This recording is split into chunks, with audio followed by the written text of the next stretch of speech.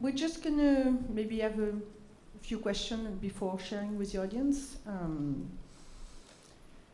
I'll ask, since Hélène is here too, maybe I would like to maybe talk about your relationship. I think it's the first time you worked together, and it was the movie was shot on film,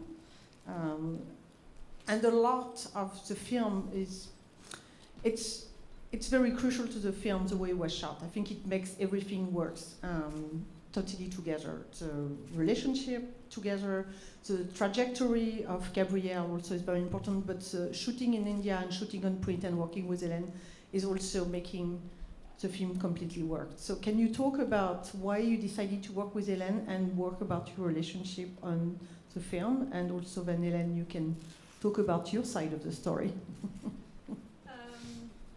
Well, I met Hélène while I was doing L'Avenir, my previous film, Things to Come.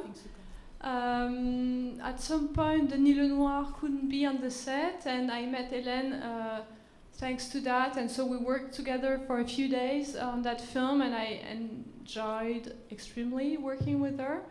And then I wrote this film that was going to be shot in India, and at some point, I had the feeling that Hélène was really the person for that film, which I knew was going to be hardcore in many ways to shoot, because it wasn't going to be very well financed, and it would need a huge involvement artistically and a lot of a special energy, I guess, and I thought Hélène would have that. And as I said in the beginning, I think actually I could not have made the film with somebody else than Hélène. She's gonna feel very uncomfortable now, but I don't mind. No, because I mean, I enjoyed making the film really a lot, but sometimes it was tough, also physically tough, but nervously, even though maybe the film looks very quiet and easy, in some ways it wasn't easy to do, and so we worked a lot together, and yes, we shot on film, and which had a lot of consequences on the film, including on the budget, and Hélène supported me crucially on that. What's your point of view? Yes, in fact, because we shot in India, we had to be very flexible with all the India crew, and we tried to bring them what we wanted to do, and not to have too much Indian style, but it was Mia style, the way of shooting, the way to do the light, the way to frame. And we got part of the crew was French and part of the crew from India, and we had to be very flexible with all the crew, and we wanted to be very precise, specifically with the frame and the light, and not to have Indian style. It's been not overlit, but to try to have our own style and our own taste.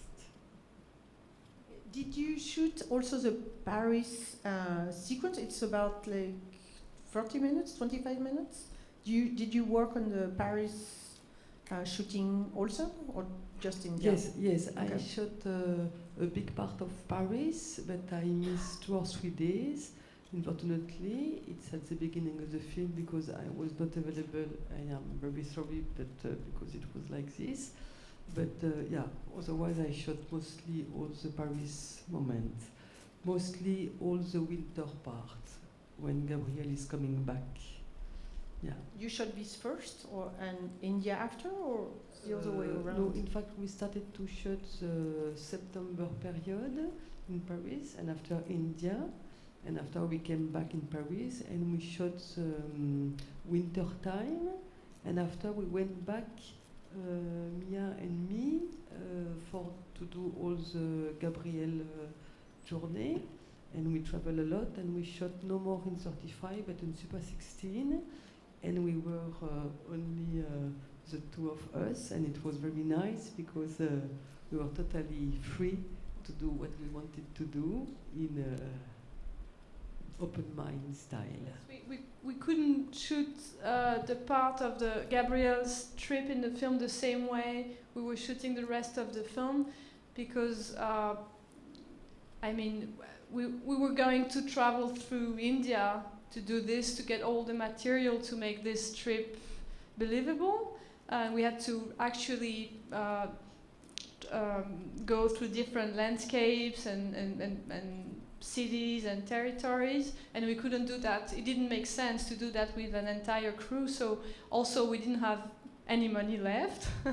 So the only way to do it, but it really made sense also, I think, artistically, because it gave some special, a certain thickness to the image, to shoot it on Super 16. That to me, and I think to Hélène, also made sense for that part. So yes, we went there, just the two of us and Roman and one Indian line producer who helped us throughout the trip, and it was actually incredible to have the chance to shoot this way at the end of a long shooting that had been sometimes difficult, and we ended up being just 3-4 of us traveling around and writing the scenes as we were experiencing them. So are you talking about specifically about when he goes and visits his estranged mother? Yeah, the 5 minutes where he goes on his own, and you can see the change of the texture of the image, and that's because that's the one part that was shot on Super 16. And so we shot the first part in India, and then went back to Paris, shot the old Paris part, and a month later went back, just a few of us, and shot that on Super 16.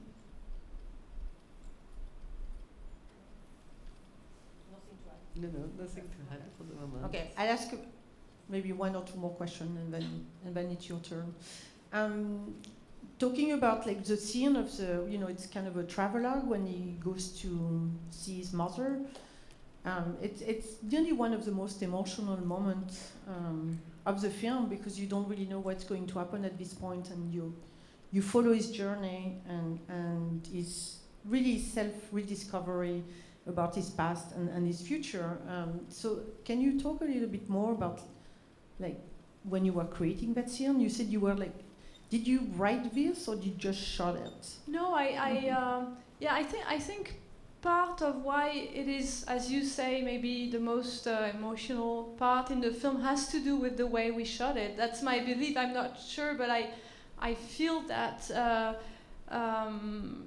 I think yes, we shot it very differently, and it was meant to be shot differently. So basically, in the script, it was just like 3 lines saying he was traveling throughout India. I wasn't sure at that point. I didn't even know where we would go. We decided that quite late in the process. And what we would do is that we would go to a city. We would arrive in a city where we had never been before. Because the big difference also for me was that I knew Goa quite well. I had been a lot to Goa before. Writing the film, and then while I was writing it, I went again and again. So I was filming a place I actually knew quite well, whereas the part of the trip, I was traveling just as Gabriel and discovering these places I had never been to, so it was a very different way of writing. So what we would do is we would arrive in a city and just take a few hours. I would read a bit about the place, and we would take a few hours, go around, see the places. The thing was that it's very hard in India to get authorizations to shoot. It's not like what you would expect, like you can just take a camera and shoot anywhere at all. Actually, like you need an authorization for every single place, anywhere where you can be in India. And if you don't have that authorization and you shoot, you can have the police come after 5 minutes. And I actually experienced that a few times. So we had to be careful. And often what would happen is that they would show us the places where there was a guy in each city who we had to who would accompany us, and he would show us the places where he wanted us to shoot. And most of the time, we wanted to shoot in other places. So it was a lot about finding our way. I mean, finding the way to be free and writing little scenes. It's very humble. It's not like you don't have actors. It was just us and Gabriel, and there is a few Indian people who we meet, but it's very simple. It's very basic, you can say. But these little scenes, which are like a notebook, almost a diary of this trip, I would write them as I was just really during the day. For instance, at the end of this trip, when he's in Jodhpur, the blue city in Rajasthan, it's at the end, before arriving in Mumbai, you see him walking in the street, and he has some bags with food in it, and then he climbs the stairs, and he's in an apartment inside some people we don't know, but people he met, and you have a few kids there. And I mean, I wanted to have the possibility to film in an apartment, but we didn't know these people. We literally arrived like an hour before. It was friends of friends of friends, like friends of the Indian blind producer who was with us, but we had no idea. And so it was really experimental, but so challenging and so exciting for me to work that way, because it was the first time I was literally improvising everything. It could have been scary, but it was just very exciting. And yes, there was a very strong feeling of freedom. Is that the same thing that you experienced? Yeah, I will say the same also, because when we did this Journey of Gabriel, we were not afraid to do what we wanted to do, and sometimes we could do something bad and sometimes something very good, like the last moment when he's in this house. We didn't see the house before, and in fact, I have to say that we were not afraid. It means we were only the two of us. And if I could do some mistake, if it was out of focus or if it was underexposed or overexposed, it doesn't matter, because it was like a diary. And in fact, we were not afraid. We was totally flexible. And I think the people around, and we shot, they saw you and me with the Super 16 camera. And I think this sort of, I will not say documentary, but yeah, it's mean we didn't bother anyone, and if we couldn't shoot, we went in another place, and we were totally open-minded, and we were not afraid, and we trust what we did. And I think at this moment it's very important. I also just wanted to ask you about working with Roman, which had kind of a smaller part in Things to Come. And is a kind of oblique or like dark. It's not someone that you can read easily, and I think for me it's the exact character. Like if I imagine someone being a war journalist, I imagine that type of people, not rugged, like open mind, like Vincent Lindon type. So it's really someone that I think plays that part really well. So can you talk a little bit about like working with him on the film? And how you like directed him? Well, yes, I do think he really has this thing. I mean, he's obviously not a war reporter, but he has this thing about him that I thought was making it really relevant for him to be a war reporter in a film. And I met, and the few ones I've met while I was preparing the film afterwards were not the opposite. Roman, it's the third time I've been working with him. He was in Eden, he was in Things to Come, but it's the first time that I give him a male, how do you say, first part in the film. Yeah. It's bigger and bigger at each film. Leading part. But we knew each other really well already, and it helped a lot. There was such a great confidence between us. He has this thing that I find really special, that is a balance between two things. I mean, on the one hand, I find him, extremely handsome, charismatic, at ease in front of the camera. I mean, he has the qualities you expect from a professional actor. he has all this quality in a very strong way, I find. And on the other hand, he has an innocence. He has an unawareness that is the one thing that moves me the most, I think, about actors, whether they be non-professional or professionals, but usually you find that more while working with kids or unprofessional actors. And although he's actually very at ease and he knows very well how to act, and I think he can do anything, he still has this innocence that I find unique, and it has always moved me a lot about him as soon as I met him while I was doing Eden, and it still moves me a lot. I guess it also has to do with the fact that he's he has a melancholy, but it's not something that he tries to show, to express. It's something that he tries to hide. He's very restrained himself, and the more he hides it, the more I can see it. And I guess it's something I kind of used in the way I filmed him. He has a really big duality in him, where he's at the same time, like, he has this innocence, he's a little opaque to read, but it's also like very kind of luminous. So it's a very interesting, and he's kind of really good in the role of Gabriel for these reasons. You can think he's a little bit cold or distant, but at the same time he's very gentle, he's very soft, he's very delicate too. He's actually both. I'm sure that we have questions from the audience. Do we have microphone? Yes? Oh, yes, sorry. It's hard, we have a light in front of us. So. There's someone here? And the microphone is coming to you.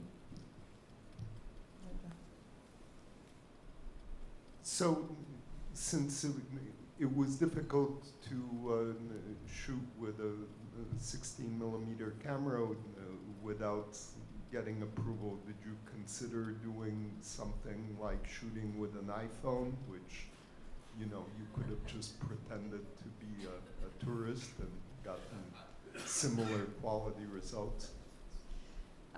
No. I'm really into film. I mean, into shooting on film is something I've been struggling for. How would you say? Since I was making film, I shot only one film on digital, and I mean, I know you can do great things on digital. It's not the point. There are tons of films that I love that were shot on digital, but it's just not my language. For some reasons that are even hard to explain, but that have to do with the texture, with the way of catching the light, the colors. I'm attracted, like I'm deeply I'm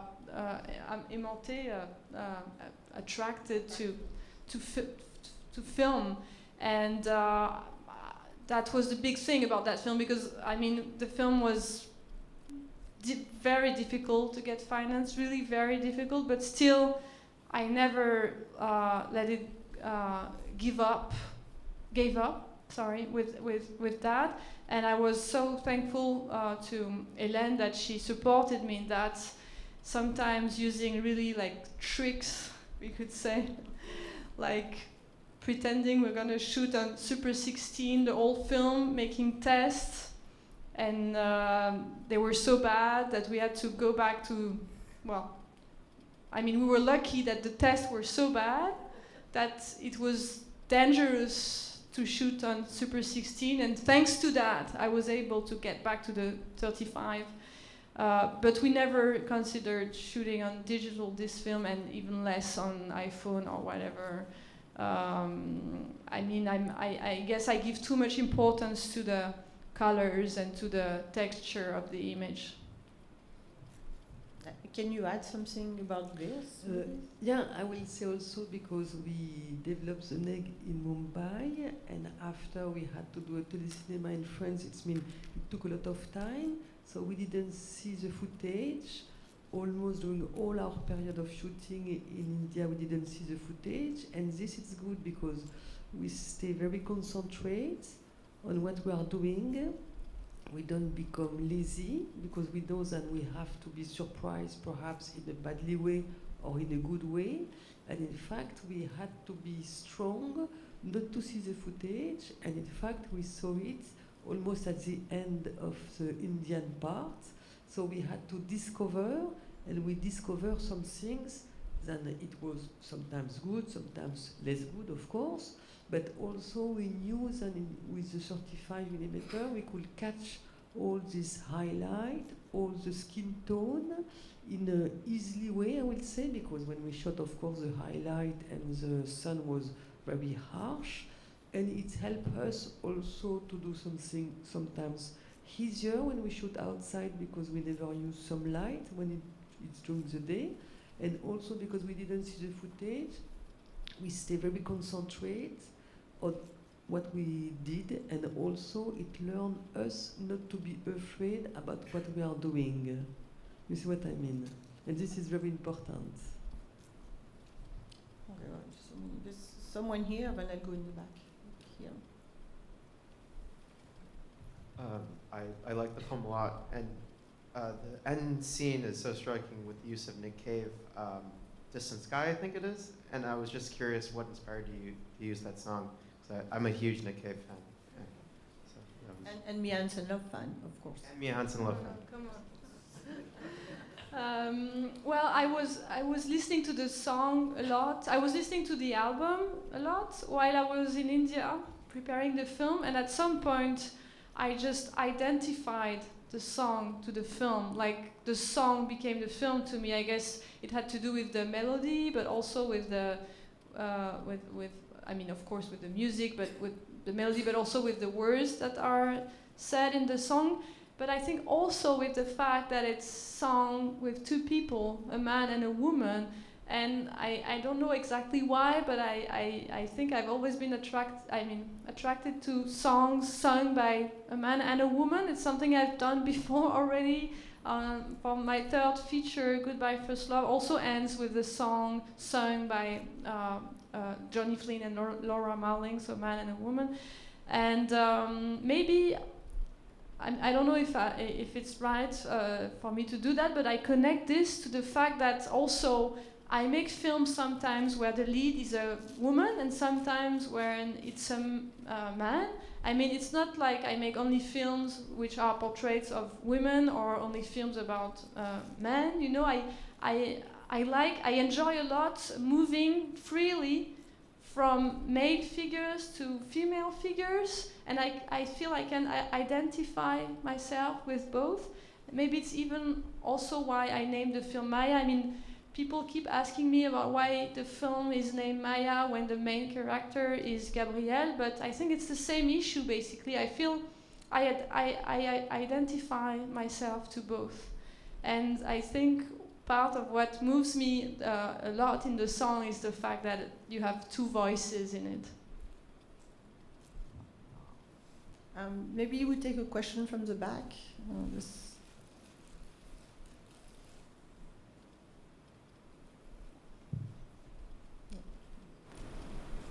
Thank you. You said at the start of the film that in the editing of this film, you discovered that maybe this was the story of yourself, or something that you wanted to say about yourself. Why is that? How is that? Well, when I wrote it, I wasn't so sure why I wanted to tell this story in particular. I mean, I wasn't able to explain to myself. I just had to tell this story. I just had to do it. I was inspired to write this story in particular, but I wasn't sure how to explain why it was so important to me to tell this story. But then it started actually when I arrived in India, and I felt like how much I also needed to actually leave Paris, to go away, to experience something new, to make a new start. And I mean, this film is obviously a story of somebody who tries to, yes, to recover from being an hostage, but also to find himself. It's a quest. It's somebody who looks for the present, for a meaning, and somehow, obviously very, very different reasons, I was in a moment where I was also in such a quest. I had just done a film called Things to Come, inspired by my mother, who was a philosophy teacher, and it's a film that is a portrait of a woman confronted to solitude. And in this film, in Things to Come, she gives up. I mean, she has a faith for life, and she's full of love in a way, but it's very cerebral. And I felt the need also to go back to a certain sensuality. And so to me, going to India and making this film there also had to do with that. So in many ways, I felt connections, deep connections with the character of my film, but I realized that later in the process. There's another question there in the back. Hi, lovely film. Really enjoyed it. Where are you? Oh, thank you. Hi. So shooting film, travel, it sounds really ideal for any filmmaker. And I'm just wondering how you were able to pull together support, particularly monetary support, prior to shooting without a fully formed script. Sorry, what support she can get? Well, because you mentioned that you were writing some of the scenes during the shooting, which is very beautiful. It must have been a very rewarding experience. But I'm wondering how you were able to get the support prior to shooting without the script being completely finished.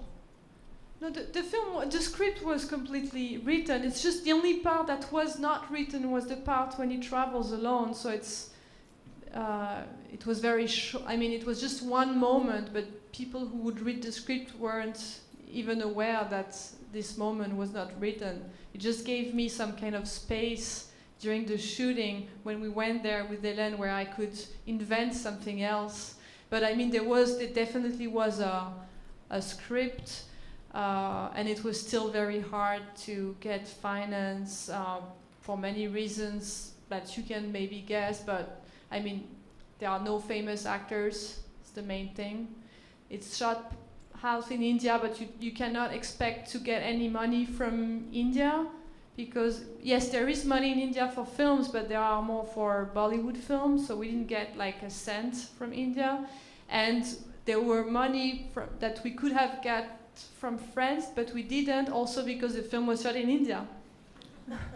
So it was really of a challenge for the producers to get the film financed, and that's why I was saying it was nervously difficult, because until the very end we didn't know if the film was going to happen, and the shooting was postponed a few times, and that's also why Hélène couldn't be there the whole time, because there were so much incertitude until so late that at some point, I couldn't keep her the whole time.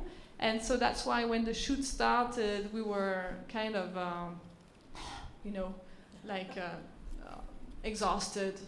But then fortunately, you get new energy from the joy that the shooting brings.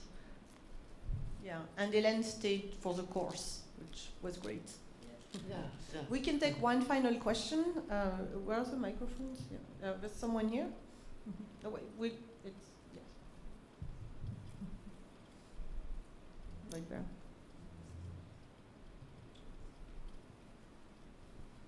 Yeah, this is the first time I want to ask you about some of the smaller elements of the film. I've seen your previous films, but I don't recall that you've ever kind of approached like political themes. And in this film, you talk about whether, you mentioned Hollande and whether he should have paid for the liberation of hostages, and you have Maya's father talks a little bit about the environmental challenges in India, and then at the end of the film, you also talk about Erdogan So I just want to know if this is new territory for you and something you want to continue to bring in your films. I think that only comes from what the film is about, because I was trying to portray a war reporter. I had to deal with some things that I shouldn't avoid dealing with, and also I was trying to do a portrait of Goa. So I think all the small allusions you mentioned, they have to do with these two portraits. On the one hand, Gabriel's portrait as a war reporter with the kind of discussion that it involves, and the portrait of Goa, my trying to capture today's Goa. And Goa is not a paradise, obviously, today. It's a paradise lost. So I still love Goa, and it's still a lot of, you can find a charm actually in that, but it doesn't mean you're blind. I mean, I've been to Goa a lot, so I've seen Goa change also a lot, and I wanted the film to be modern. I wanted it to not show an India that doesn't exist. So I really tried to see, go and show and capture Goa as it was, which was actually quite difficult, because in India, and that's what I think Hélène also meant when she spoke earlier about the Indian way of shooting. Usually what they would do is they would empty a street and recreate the street. I mean, they would, in many films at least, they would really recreate another imaginary country, but we wanted to actually show the place as it was, because I find it beautiful that way. But that meant a lot of things. We had to be very discreet. We had to hide. We had to find we had to be very smart in finding ways to still be ambitious in our idea of filming, but be able to capture the reality of India. And I think if there are things that have to do with, I mean, the political aspects of the film, they actually have to do with my desire to film the modern India with in its complexity. So you're not making a documentary on Donald Trump next? No. Okay. the last thing I would want to do. Unfortunately, that's all we have time for tonight. But thank you so much for being here. Merci.